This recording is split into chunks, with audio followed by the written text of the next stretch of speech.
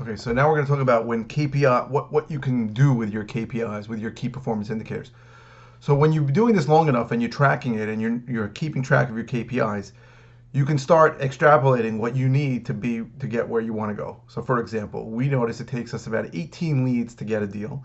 So we want to close 10 deals a month, we need to get 180 leads a month, right? It's simple, but you need time to get that number. But so for us, we needed more leads, so we're now getting up to the point where we can do 10 deals a month.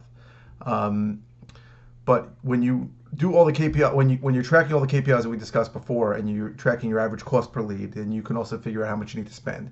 So if within a channel, for example, I'm looking at the numbers, it's $500 a lead, and it's $1,800 per 18 leads, then it's a situation where it's going to be $9,000 to get a deal. And then you have to see how much you're making on each one of those. So if you're averaging $40,000 and you're spending nine, that's great. But you need to track this. Most people don't. So you need to track all these things. How many appointments is it? So you know. I mean, the other day we had 10 appointments last week.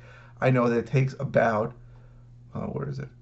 About 5 appointments to get a contract. So we had 10 appointments last week. Hopefully we're gonna get 2 contracts out of it. Now it unfortunately it's not exact and it doesn't happen right away. But when we follow up, we get deals, and these are the actions you need to take.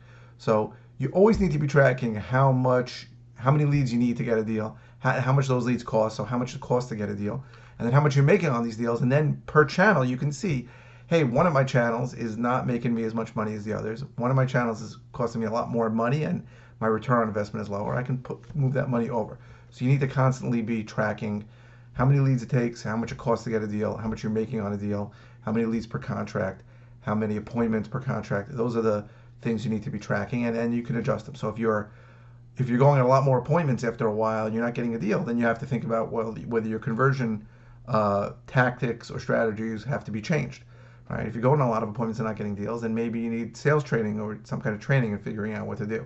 Um, but you can only even start with these things if you are tracking all of your KPIs. They need to be tracked, and then you need to adjust your tactics and strategy based on what the numbers show.